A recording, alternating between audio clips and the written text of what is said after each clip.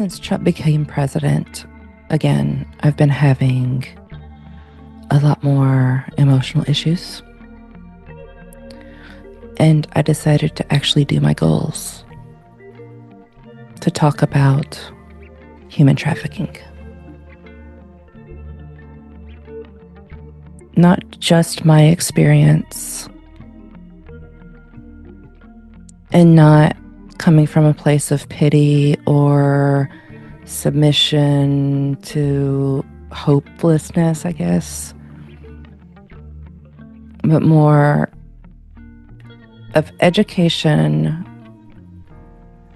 for myself and for anybody who wants to learn more about the topic and understand the ways it can sneak into multiple areas of life. It's a sad fact that we need more caution.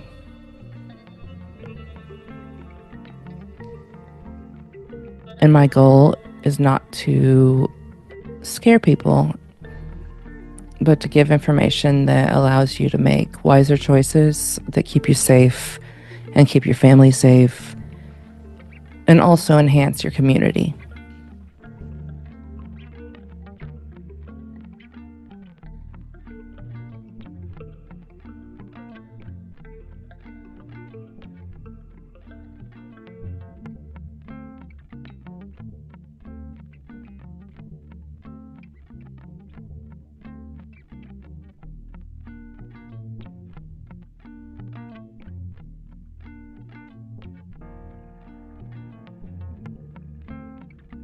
In 2017, the PolarisProject.org published an article where they talked about the 25 different ways people are trafficked, both labor and sexual. And it also talks about each different areas of trafficking. People are treated in different ways. The signs are different, and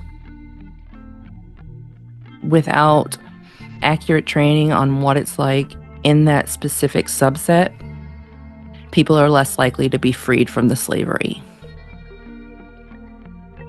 And that's what it is. It's slavery.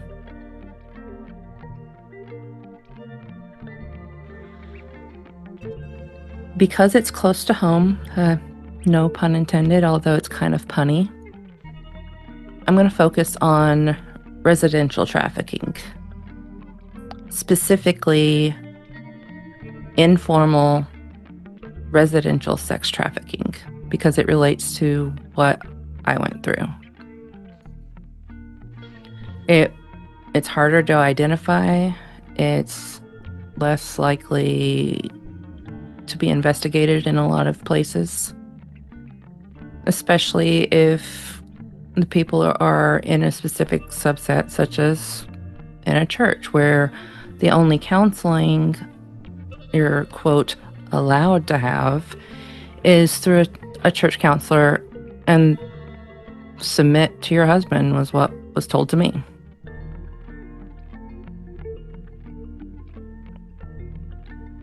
So yeah, it wasn't taught to me as slavery. It wasn't taught to me as trafficking. It wasn't taught as anything but a wife's duty to her husband.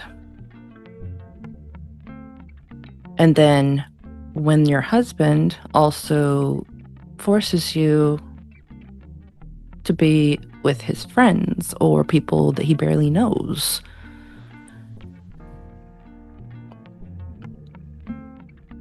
where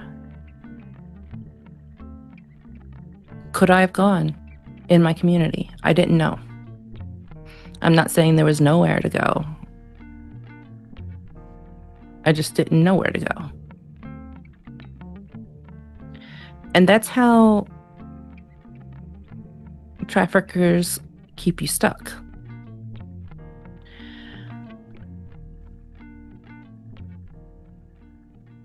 It didn't start out as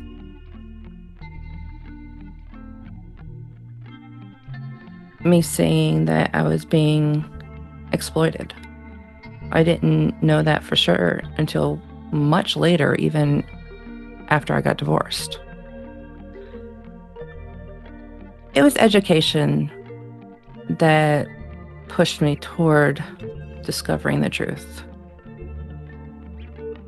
I joined the military. I started getting a criminal justice degree because I had a sense that there's something wrong with the world, but I couldn't see that there was something wrong with my world.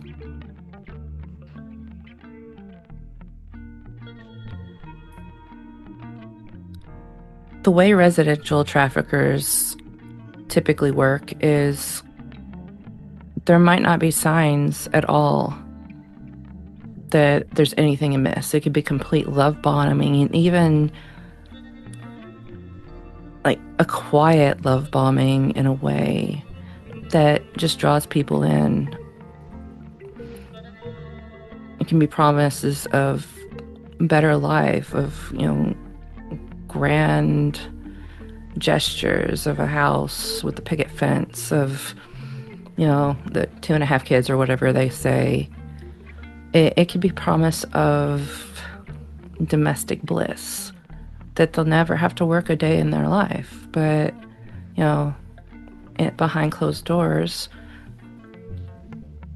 this didn't completely happen to me, but, behind closed doors, a lot of people are forced to clean, cook, take care of everything, take care of all the kids, take care of the husband or wife. It, can go either way.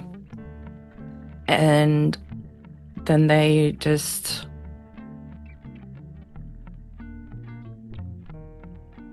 throw in a little bit of the sexual assault and maybe, bringing others into the house without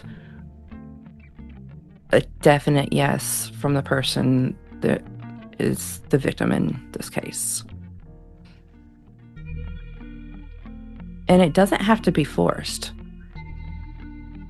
Coercion, fraud, and force all constitute ways that people hook you into a trafficking situation. In the case of children, anybody under the age of 18 cannot be prostitutes. They are trafficked victims. There's no way anybody under the age of 18 can choose this for themselves. So, fuck anybody who says otherwise. And sometimes people are forced into marriages before their 18th birthday. And even at 18, we don't develop our prefrontal cortexes completely until I think it's between 25 and 27.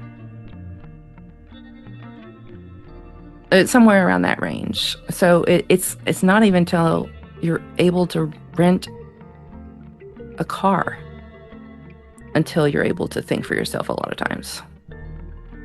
A lot of it when the prefrontal cortex isn't working completely, it's a lot of subconscious indoctrination running your life. Which makes sense. I think I was close to 26 the first time I asked for divorce, but because I didn't have someone in mind to, take over the control of me, I had to stay in that marriage, apparently. So I didn't know I could think for myself at that point.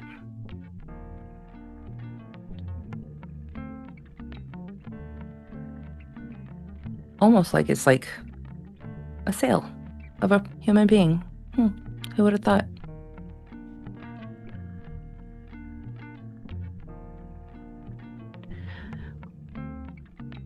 With human trafficking, there are specific things that need to occur for it to be considered human trafficking. There has to be the recruitment phase. And in my case, I stalked through school hallways and pestered until I said I would have a study group.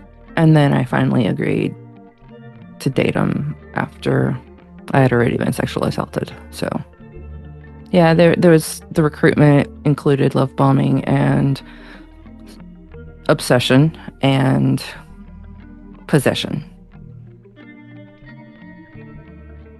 There needs to be a means of trafficking. So, in my situation, I was married, and in our specific culture, like where I grew up, that means right of ownership transfers from my dad to my husband. So that was the means, the indoctrination and my fearful, submissive nature already going on just enhanced the control over me. On top of that, there needs to be motive.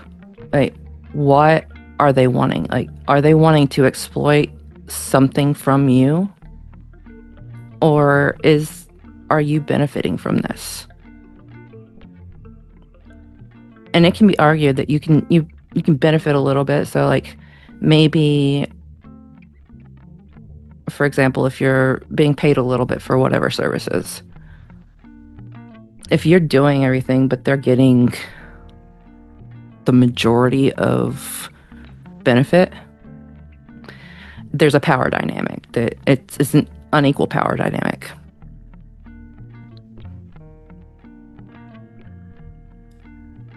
And on top of that, they need to kind of like isolate you, because people with support systems are less likely to be trafficked.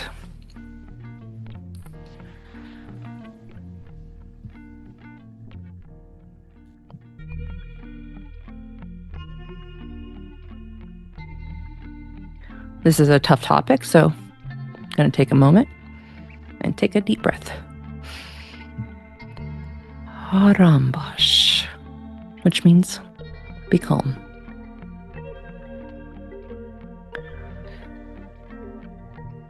So some of the causes of human trafficking, not all of them, and it's not saying there's a reason to have human trafficking, but the things that promote it or push it more into cultures.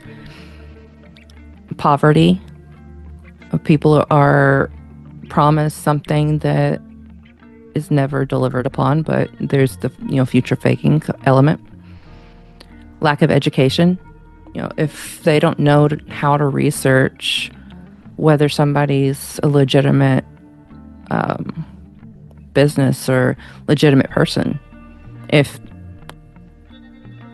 they're taught to trust people until you learn otherwise, that can set people up for danger. So it's better to be wary, not distrusting everybody, but not trusting everybody as well. A demand for cheap labor or sex can often bring it about. So like if there's somebody that feels like they're entitled to having a subservient spouse who also pleasures them whenever they want and will even make money with that pleasure. So, it's,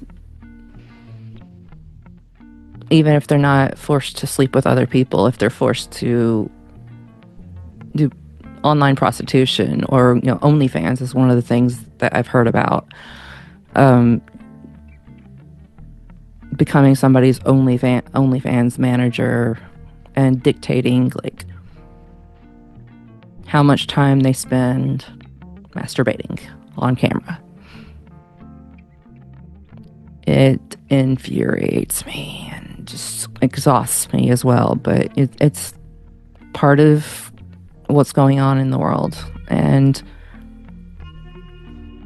as we're seeing in the media, in large parts getting away with. So I'd rather educate people so the bad guys are less likely to win. Lack of human rights protections, socioeconomic disparities. For example, I grew up in a less well-off family than my ex-husband did. So I had this religious belief that, as a woman, I wasn't smart enough to take care of things. I wasn't strong enough. I was illogical. So, I wouldn't be able to take care of finances. I wouldn't be able to earn enough. And then I also had this, like, he obviously would know how to take care of things because his family did. And that was told to me in one way or another throughout my life, that I needed to have somebody look out for me instead of being able to look out for myself. Cultural factors, and that's part of it.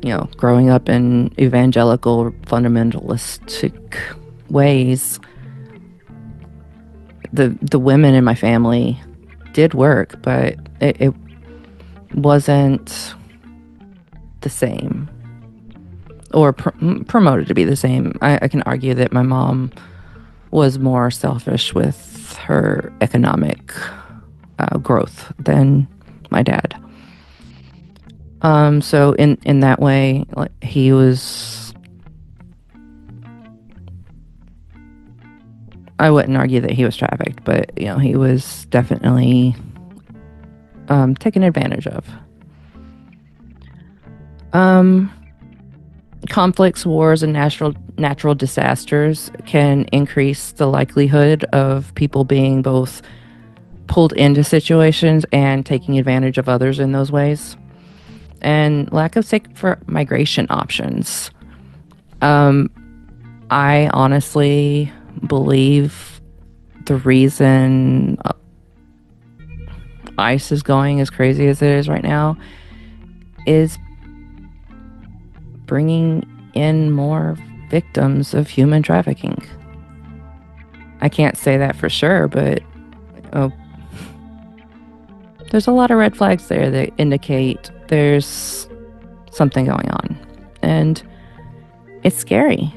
It's scary for the people going through it. It's scary for the people in this country versus in other countries. It's scary for people that are traveling abroad, because now the societal issues are causing rampant distrust of all Americans. And that happens in any country where